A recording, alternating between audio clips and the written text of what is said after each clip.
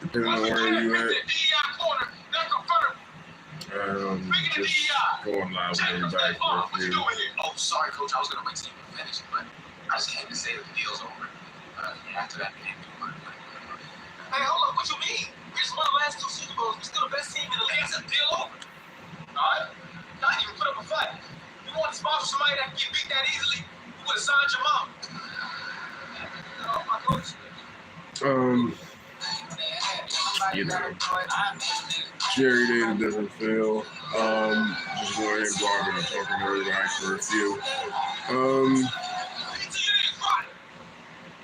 Literally, probably gonna do a little mixture more so. It's just been a combination of things.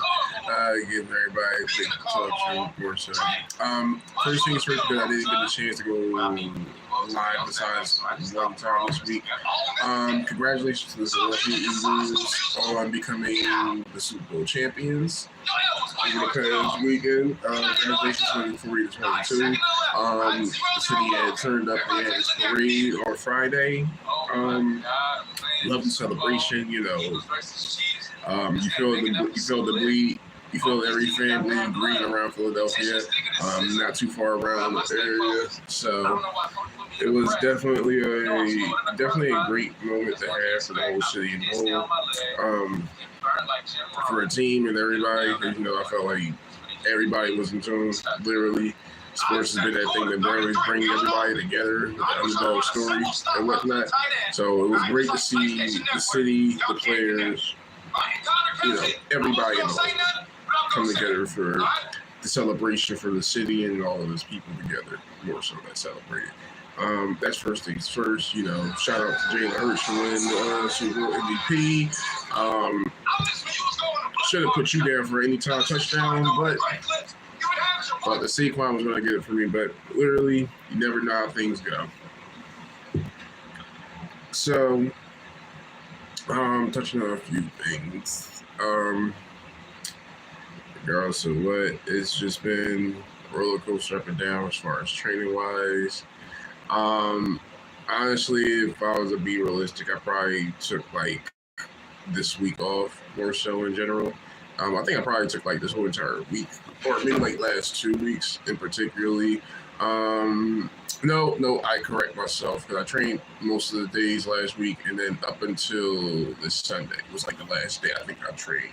I'm still staring into still staring in for a bodybuilding competition. Hi, how you guys doing? So it is very hard. You can obviously see the cover of the or so before you came in live. We're going to address that issue as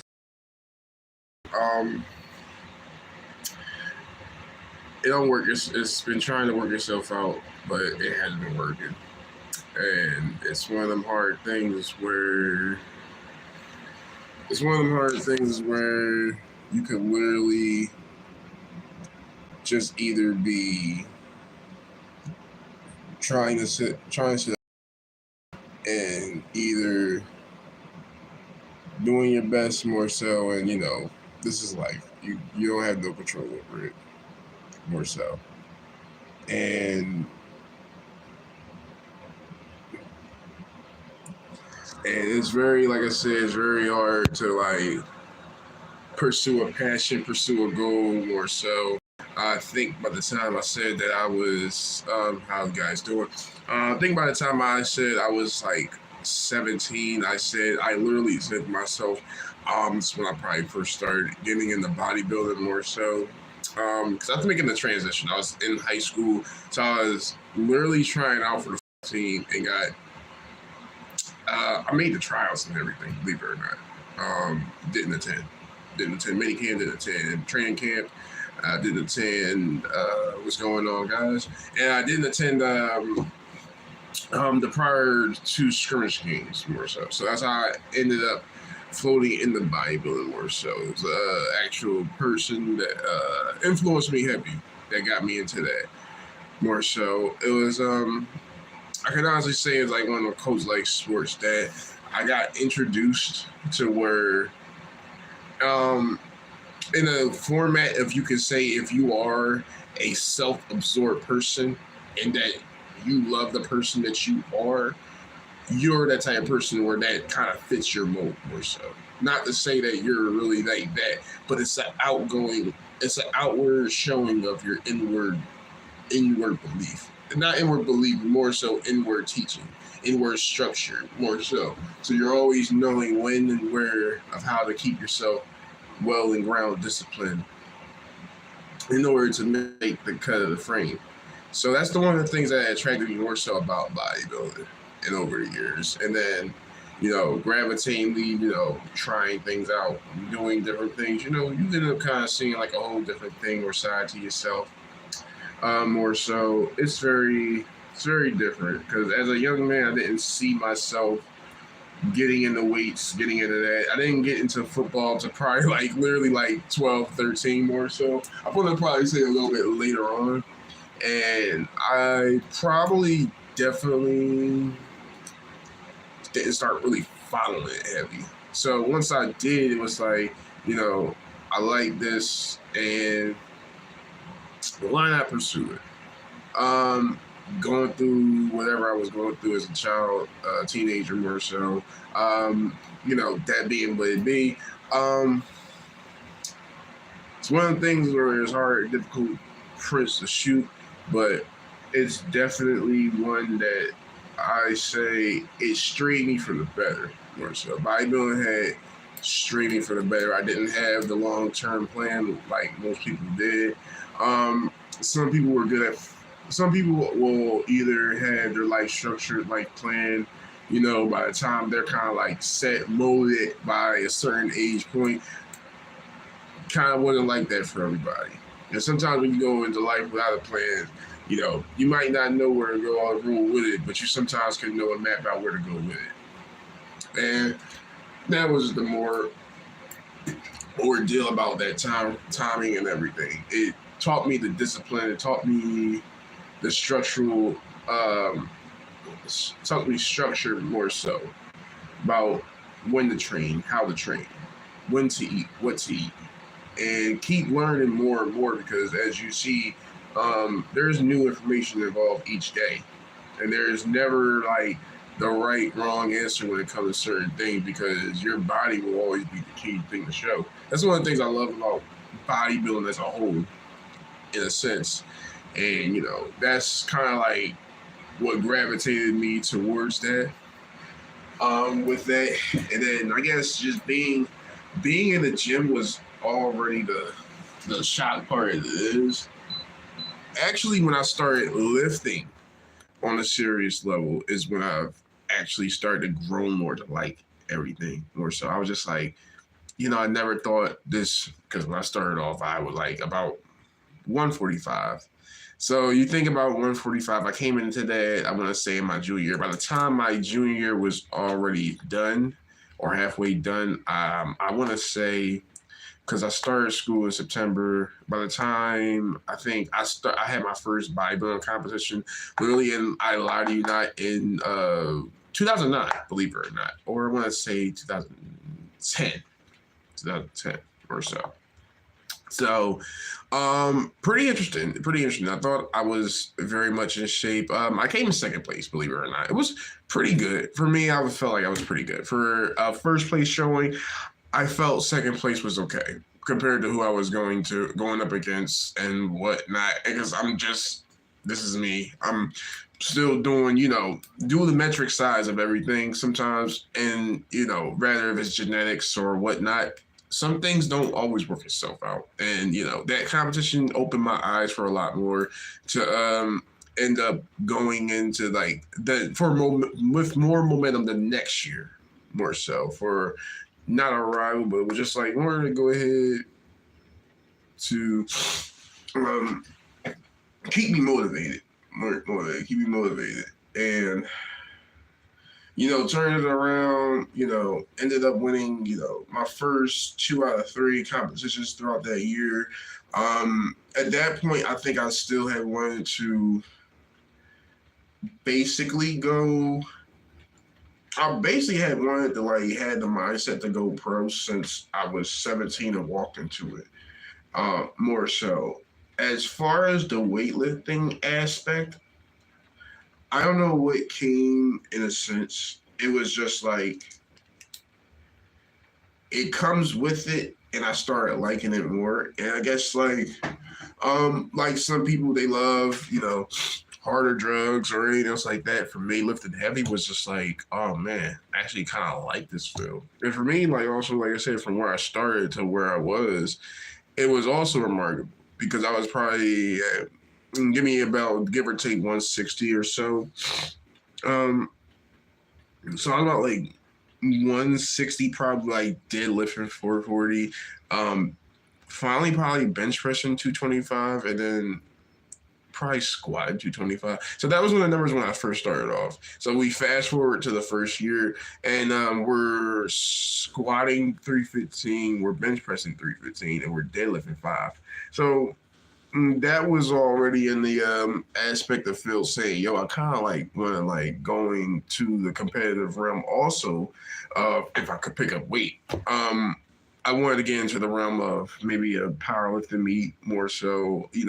My bodybuilding coach was also a powerlifter at one point, so that's what kind of like motivated me the more to wanted to go around the different fields and different ways of like different aspects of looking at things because it's like I wanted to also but we just never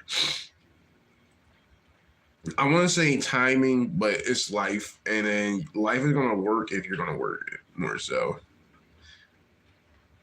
And unfortunately, life did not allow me to compete in any powerlifting meets, which I felt in my heart of hearts that I probably would have placed a lot higher than more, especially at the weight where I was at and what I was doing. Because if I mention my numbers throughout that year, I think I finally, like I said, I got to all of that metric wise at some point down the road anyway. And then once I think I started to want to try to train myself, I just basically tested myself against the words I like how I seen. And that was probably about, I want to say about 2012, maybe 2013. I was still competing underneath a federation, still underneath at that point, more so. So it was still always fun to do at that time. We just never got into that aspect of, unfortunately, getting to a powerlifting meet, or whatever, more so a strongman competition. I felt like I was always in that realm, but never really was. But always wanted to try. Again, you always try something. You never know what you're gonna get until you attempt. And one of the things where you kind of like I said, I always sit down and say to myself, "Damn, why didn't I do this? Why didn't I do this?"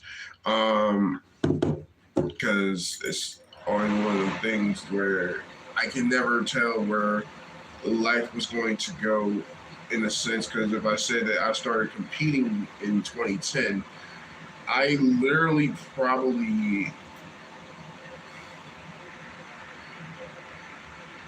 probably didn't start. I want to tell y'all I didn't take an initial break from bodybuilding maybe until like a little bit of graduation, and then probably like a few months after that. And then getting back into competitions, like I've always was invited over to go overseas so many times during the time competing for the same federation, and I never punched my ticket.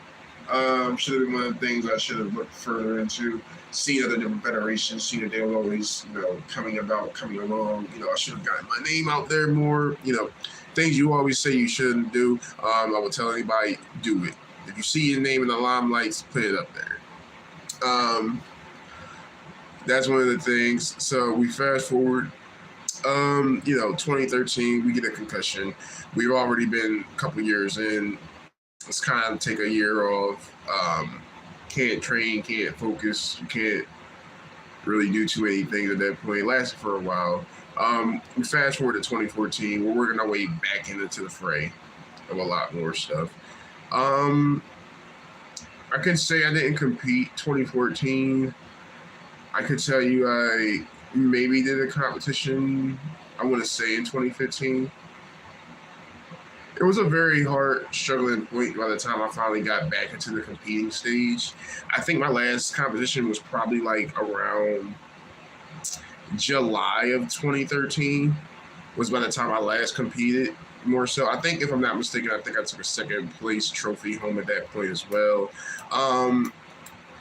It's so much to my, I can't say career because it's still amateur. So it's one of the things is like, I could say I've done a few things, but not a lot that I have. And, I wish I really could change the narrative on it. But, we're fast forwarding to timeline, everything and all this concerns. We get to the main point of the story about how. So we fast forward to 2016 around August, around 2020, August 2022 of 2016. So this is where I was deadlifting. So if I average deadlifts at 500 when I was like 19, so 18, I'm sorry, then 550 shouldn't have been nothing. I think I told the story to multiple people on a live stream. So I have actually came up as a normal conventional deadlifter. Literally, as soon as I get up, I felt the pop from my lat, from my lower lumbar to my left leg, to my glute, through my glute, more so. And already right there is when I felt that there was the issue of a long-term thing. And it has definitely kept me out more so. Like I've had, a few oddball things. I've stopped on my own terms more so to, focus on certain aspects on life and whatnot. But I can honestly say in these last couple of days, reality is like really has been hitting more so. And, I tell people with the honest fairness of it all, it's like I didn't go ahead, didn't get a chance to see the full capability of what my potential was. And I think that's what grinds the gears the most is that you knew you put the work in and you never got what you want out of it. And that's the thing where I would never want to tell nobody to settle down or live with, because I feel fairly everybody is due something at some point, regardless of what, whether it's good or bad. And, can't say that I'm a great person. I've done stuff in my life. I'm a human being, more so. It's not saying it'll be anything atrocious or across the line of a lot. It's depending on what your threshold more so would be. Going through this daily, I don't know, can't tell you what the foreseeable future is right now. Only thing I know is that I kind of still got the tunnel vision of when I was still starting off, more so. And then when reality hits, it's still kind of like a hard pill to swallow at this point, more so. Knowing that the fact that you should have been more than what the world is giving you. And that's the unfortunate part. So I would never want nobody else to ever feel the same. With that also, I am going to always encourage people to do the best that they are. Do the best they are. Be the best version of yourself every day, more so. Because everything can stop in an instant, more so. Again, Ronnie Coleman said he wished he would have squatted, I think it was one more 900-pound squat. I can tell you one thing. My goal when I started off in this weight training bodybuilding lifestyle, it was several goals. There was a 500-pound bench.